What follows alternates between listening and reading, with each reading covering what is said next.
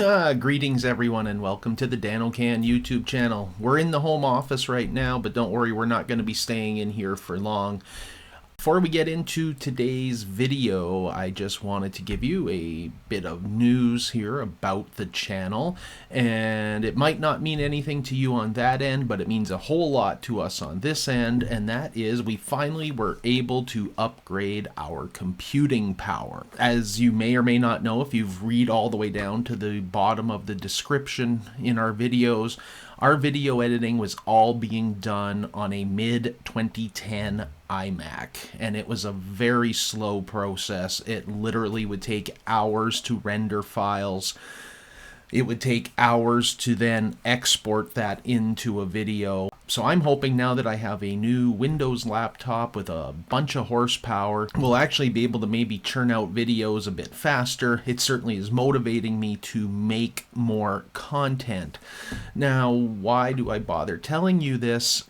It's because it is all thanks to you, the viewers, and the people who watch, subscribe, comment, and have helped grow the channel here over the last number of years. I took every dollar that I ever made from this YouTube channel, I set it aside in a separate bank account, and I've just been letting it grow here over the last, I think it's almost year and a half, 2 years of monetization, and there was finally enough money there to pull and get a new laptop. So thank you so much for making that happen and for making this channel grow, and it's really appreciated sincerely. So every time I use this laptop, it's a thanks to you, the viewers, who have made this possible. So that's the news. Let's not waste any more time. Today's video is going to be a look back at the 2012 Ghost Town Convention. Took place in southern Saskatchewan, sort of around the Moose Jaw area. We got to visit a few different ghost towns, abandoned places, historic places, grain elevators, all the stuff that we love to do here on the channel. So let's not waste any more time listening to me yak. Let's get right into today's video. We are starting our tour here in Lake Valley, Saskatchewan. Not a lot of information online that I could find about Lake Valley. I do know it was located on a Canadian Pacific Railway line that ran from Moose Jaw up to Riverhurst. Some of the information online tells us that this elevator was built in 1914-1915, changed hands a number of times before landing with the United Grain Growers, UGG, which is very evident from the logo on the side. Again, information online is conflicting, but it has apparently not been in use since at least the 1980s. Also, in Lake Valley, we have this United Church sign next to the door, says it dates from 1969. I did find online a blog post from friend of the channel Jason Saylor that mentioned the United Church operated in Lake Valley from 1925 to 2016, and that the abandoned grain elevator was the only remnant of the old town. So I don't know if this church was demolished, removed, burnt after our visit in 2012 and disappeared between 2012 and 2018. Maybe if you know, you can tell us. Moving northwest, we've come to Darmody or Darmody, Saskatchewan. Anyway, not much here except this one-room schoolhouse. According to this sign, it operated from 1908 to 1963. However, I did find another source online that said the school district was organized in 1920 and the school opened in 1921, although they both agree that it did close in 1968. It was around 1967-1968 that Darmody also ceased to operate as a village and became an unincorporated community.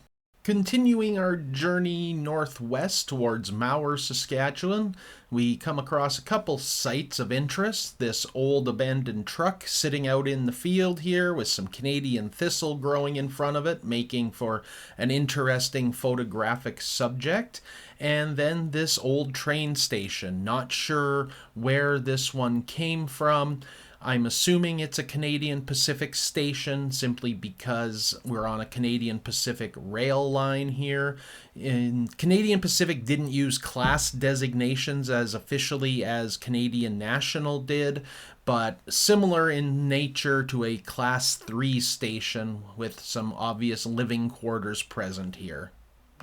So we have made it to Mawer, Saskatchewan, and this great classic prairie grain elevator out here. Not much history online that I could find about this one. One thing I'll point out in this photograph, though, Emily and I differ a lot of times in our photographic approach to things. She likes to take photos where the power lines are cropped out or aren't visible, and I sometimes tend to embrace the power lines and make them part of the image. Arriving now in central Butte, Saskatchewan, a bit of a larger town, several hundred people, certainly much larger than the places we've been visiting so far. Highlight of the town was this 1960s era International Harvester Company pumper truck, front mounted pumper on this one, sitting outside the fire hall. And of course I was lucky enough the door was open, so I got the chance to jump in and take a picture from the driver's seat. Working our way from Central Butte to Riverhurst, came across this beautiful abandoned farmhouse out in the field here. Quite a sight. This would have been an absolute mansion out in its day compared to what many people were living in. Like I said, this place is enormous. And a shot here of some of the people who attended the trip. I think one of the lasting legacies of the Ghost Town conventions is definitely the people we met along the way and the friends that we made. So it would be wrong to do a video about it without including some of them in it. And we made it to Riverhurst, Saskatchewan, and this is the Riverhurst grain elevator, a very uniquely colored structure for sure, with some of the paint jobs over the years, former Saskatchewan wheat pool. Riverhurst was established as a village in 1916 and is probably most famous for being one terminus of the Riverhurst ferry, which carries Highway 42 a distance of 1.5 kilometers across Lake Diefenbaker. Cable-operated ferry, largest ferry in Saskatchewan. We did not take it on this trip, though. This is now the next day, second and final day of the Ghost Town Convention 2012, and we started off in Thunder Creek. And this is a photo here of the group heading out to the Thunder Creek elevator. Mike Stobbs, Mr. Heated Jackets Quebec Garage, managed to get us a private tour of the elevator, which was really cool. And that's Jim Pearson kind of hanging back from the group there and just taking in the scene. And of course, as I've mentioned many times before on the channel, we lost Jim a few years ago when he passed away.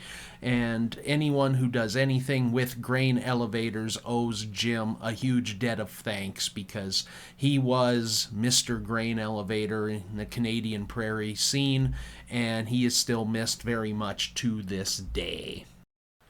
Moving along a little bit faster now, we have this abandoned building. Not really sure what it was in its day, if it was some sort of commercial business or a residence, but this was in Parkbeg, Saskatchewan.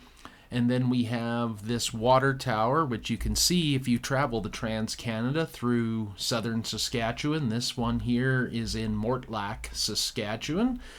And then we have a shot here, again, of our fearless leader, Mike Stobbs, a.k.a. Mr. Heated Jackets Quebec Garage on YouTube. Check out his channel, showing you that he does whatever it takes when it comes to getting the shot. This great old church, unfortunately my photos didn't get all geotagged on this day, so I can't actually remember exactly where this one was, but you can kind of follow on the map from Parkbeg to Mortlach through to the next stop, which is in Ardill. And this is the old Ardill bar. I do believe it was still functional at the time that we were through here in 2012, but it has since been closed from what I understand. And that then brings us through to Expanse. Expanse, this is the old schoolhouse in Expanse. It was quite a, no pun intended, expansive school with, I believe there was a couple classrooms upstairs and a complete basement downstairs. My favorite feature of this one was this old tabletop hockey game that was inside there. So that one had to date back quite a ways. That's one of the original style tabletop hockey games. And sadly, the Expanse School was demolished around 2020, so about 5 years ago, and so this building no longer exists. And into the home stretch now. We have a few grain elevators to wrap things up. This one here in Briercrest.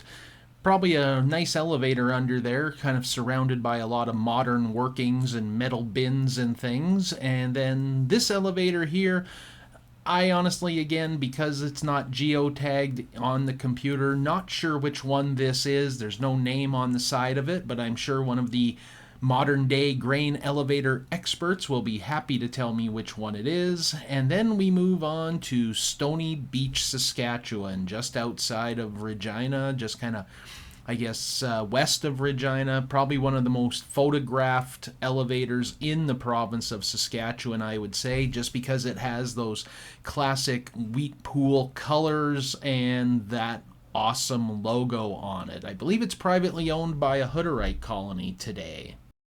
I, of course, have to include a gratuitous photo of my old 2005 Jeep TJ Sport.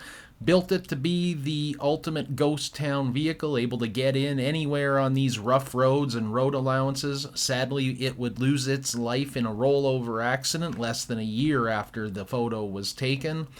And then we have a group shot that Mike Stobbs took from the roof of his truck of the group, and then the official group photo taken inside the community hall at Caron. So there we go. Hope you enjoyed this look back at the Ghost Town Convention of 2012, based out of Caron, Saskatchewan. Great time, really enjoyed it. We got to see a lot of cool places. And again, thank you very much for your support and your continued views and comments and things on the channel. Always appreciated, and we will see you in the next video.